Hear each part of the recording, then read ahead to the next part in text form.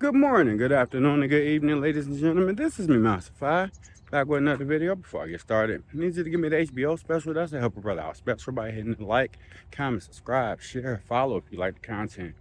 Shout out to the Poor Man's Podcast. Today, I'm going to be doing a reaction to the whole Anton Daniels and Charleston White situation. I watched both interviews. I'm gonna put the interviews up here. I'm gonna chop it up whatever way, but the Danza Project, if it was whatever it is That's that you how do. me and Anton Daniels fell out, homie. When I met Anton, I'm saying, okay, this my new, we brothers. And so, homie, nigga, I gave him a rate, nigga, a 5-year ago rate, and it never changed. But as I began to grow, I started saying, homie, why you keep posting this? And it's pitting me against these celebrities. We done already spoke on this. Why we keep pitting me against this? So when I accepted to do the Live Nation tour, and homie, I ain't shared this with nobody. I've never, because I don't wanna, homie, if I call you my brother, my nigga, and I bring you to my, like how me and you, I'll never come back and speak against you. No matter what happened.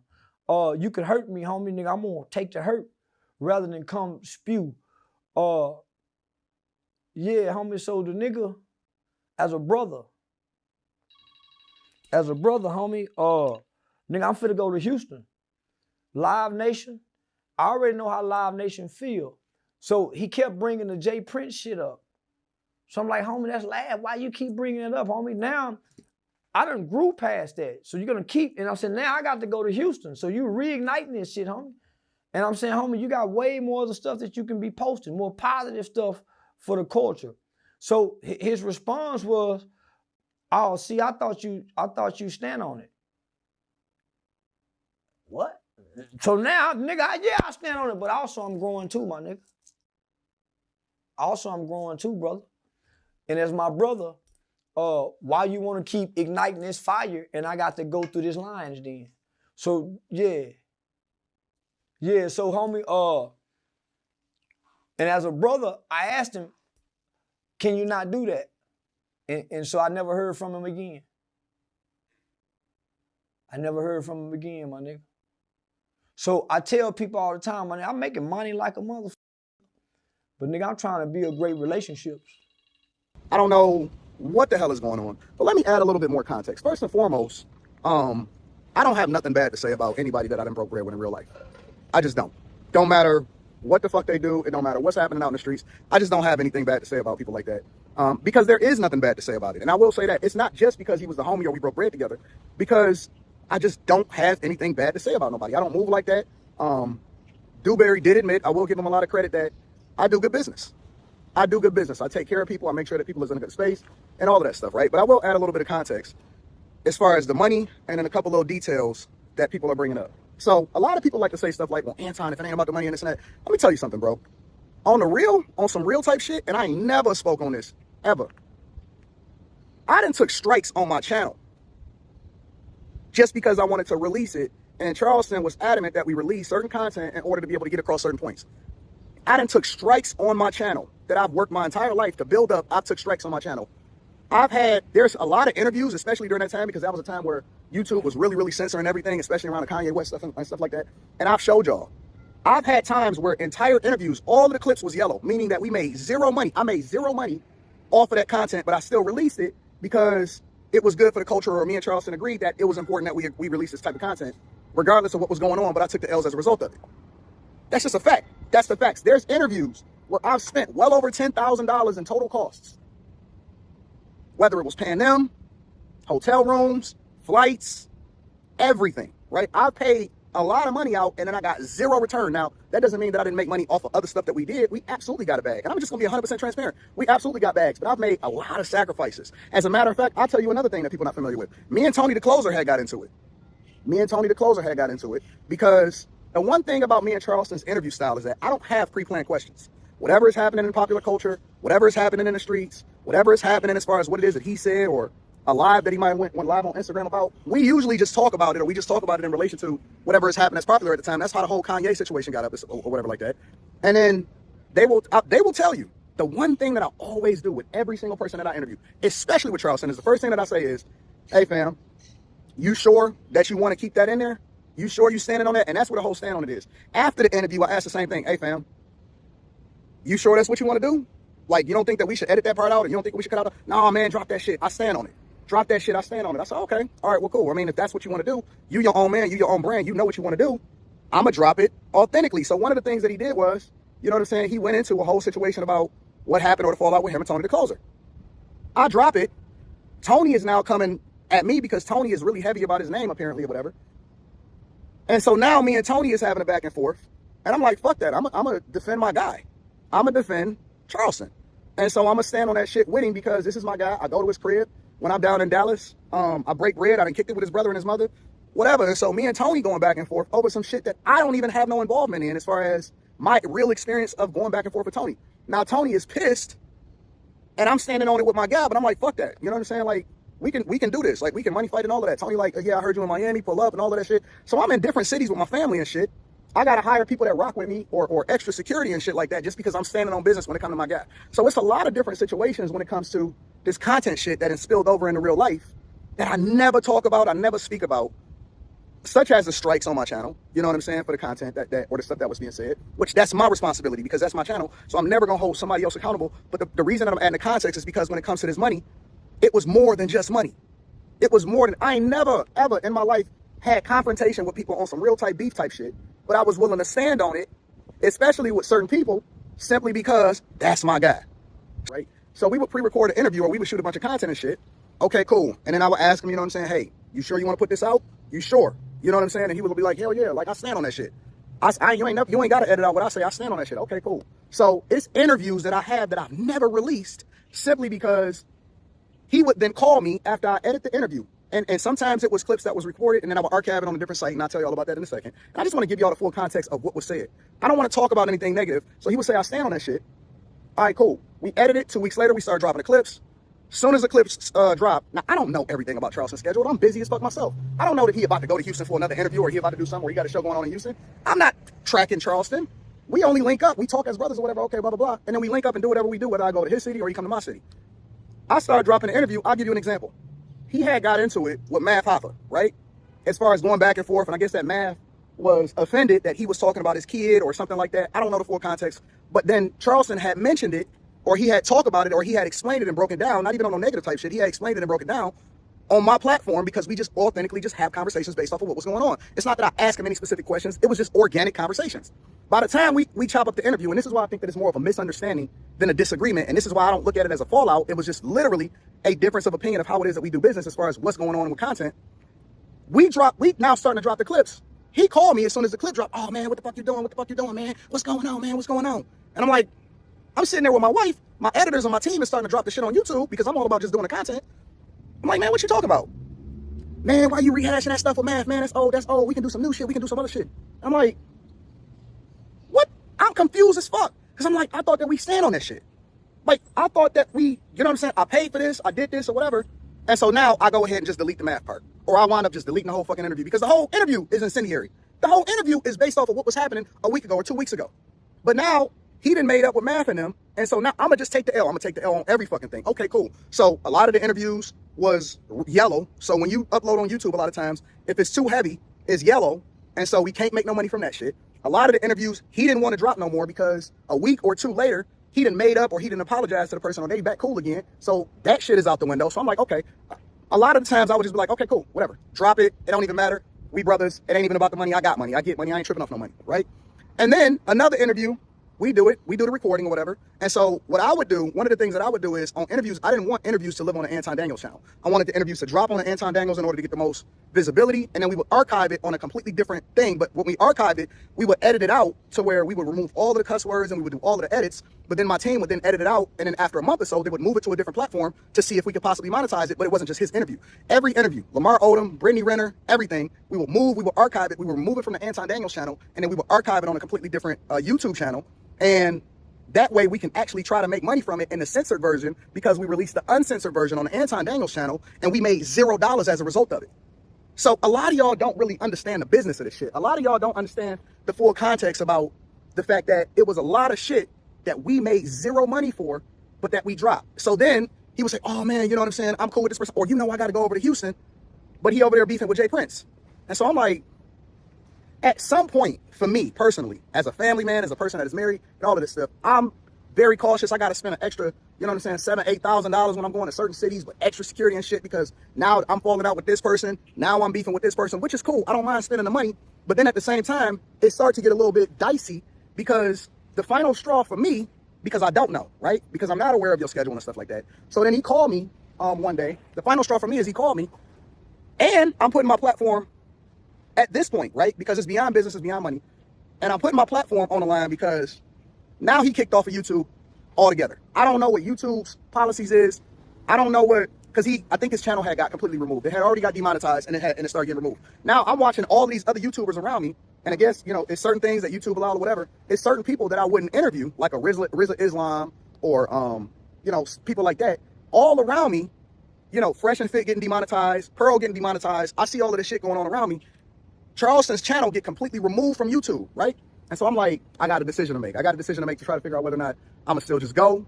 Well, fuck it. I got enough investments outside of YouTube to where I'm gonna just make it work. It just is what it is. We just gonna keep on putting up the content. So I'm like, fuck it. We just gonna keep rocking. And the same day that I make the decision, and this is the honest to God truth on my daughter's life, and the same day that I make the decision, fuck it, we still gonna roll with it. We still gonna go with it, because we brothers at the end of the day. I get a call, and my wife is sitting right next to me, and Charleston screaming on me. Man, what your team doing, man? And I'm like, hold on. I'm like, hold on, bro. Chill out. Like, you know what I'm saying? Don't. We didn't always, you know what I'm saying, had real conversation, because we both men. This ain't on no YouTube shit. This ain't on none of that. Man, I told you this. I told you this. You know what I'm saying?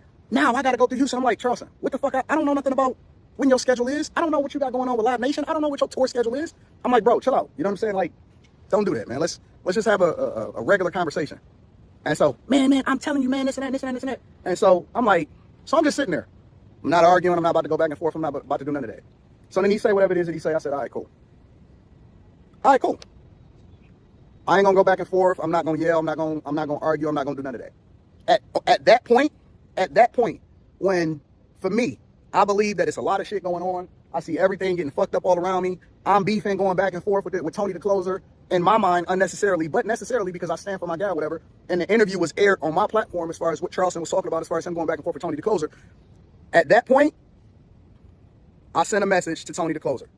And he'll tell you, if you ask him, he will absolutely tell you. I sent a message to Tony the Closer. I said, hey fam, we can talk about this like men. We can meet up in person like men. I ain't got no beef with you. I don't want no problems. None of that. I left it at that. I sent him my phone number, and I sent them the DM. And then I made phone calls to every person. It wasn't, now this was completely unrelated to Charleston.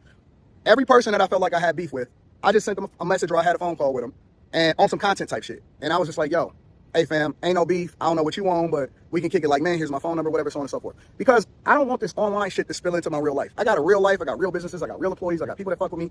And so it went beyond money. But then at the same time, I'm never going to let a grown man scream on me.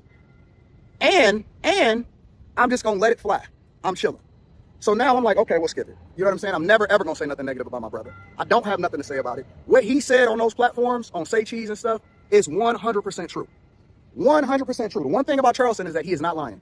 He do not lie. He not going to lie on that type of shit. From what I've seen, everything that he said is 100% true. But that's the additional context behind it. That's the additional context. I said in my mind, man, I ain't speaking on that. I don't speak on my brother. Oh, man, I ain't about to go back and forth or whatever like that. Then I see Dewberry do a whole stream on it. I'm like, what the fuck is going on? Overall, from what I see, from Charleston White's perspective, Charleston White sitting there talking about, I squashed these beefs. I'm going here, I'm doing tours. I didn't tell nobody about these tours and whatever I'm doing and whatnot. And, you know, Anton's putting out these clips, trying to reignite beefs and whatever the case may be and whatnot. Talking about, do his editor hate me, things of that nature. And it's like, Charleston White, how long you been around? You've been on social media for a long time. The primary reason that you're popular is because of people who pushed you out there with some of the outlandish things that you say in your interviews and about people, even about dead people.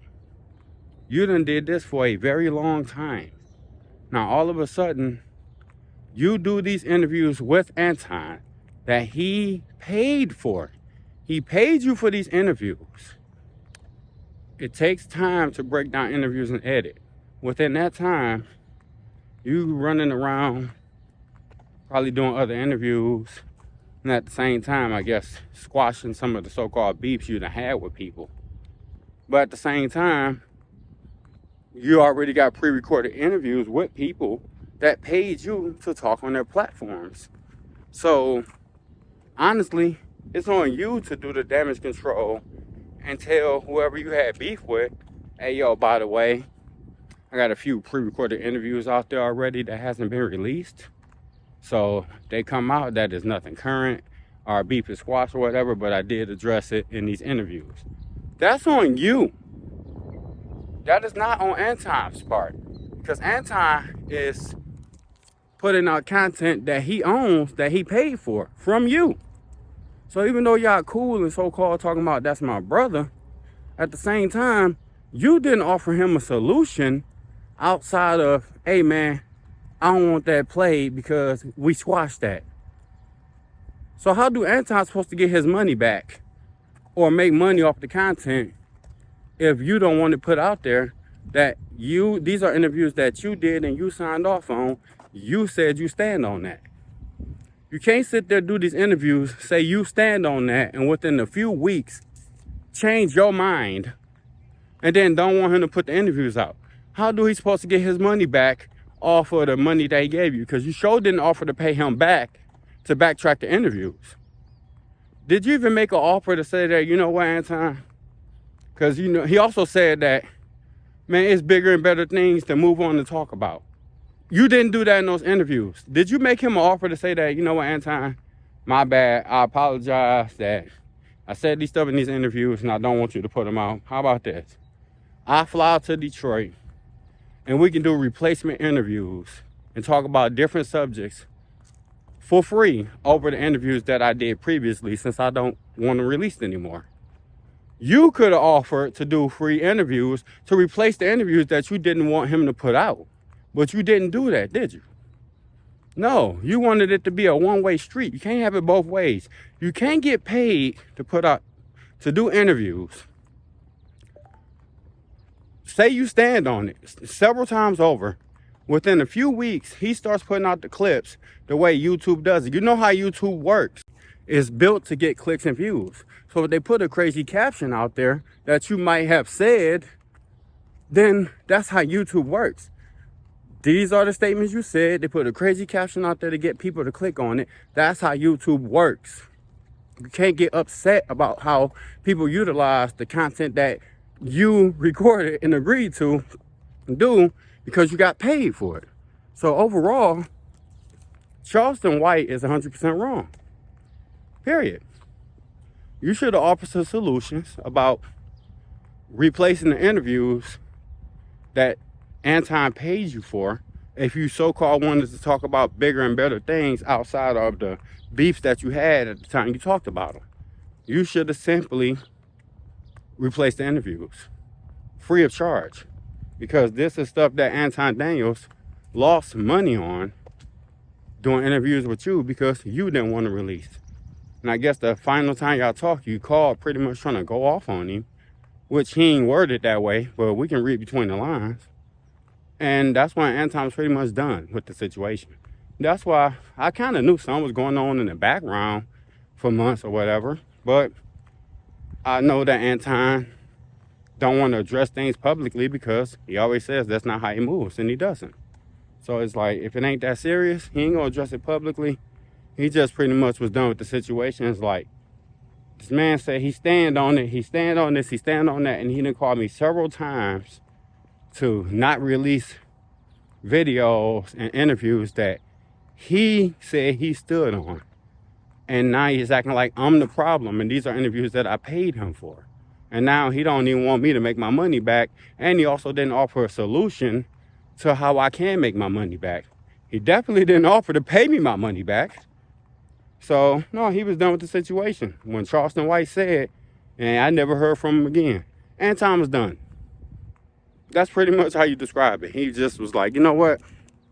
I'm done. This guy He said he's staying on business, he's staying on it, and he really don't. So I'm just done with the situation. These interviews can just sit in the archive somewhere. I'm done because I'm not about to sit there and go back and forth with him. I'm not about to argue with him. He definitely not about to call, trying to cuss me out and yell at me. I'm done. Forget it. I take this L and keep it moving. That's pretty much what happened with this situation. Charleston White, you was wrong, dude. It's as simple as that.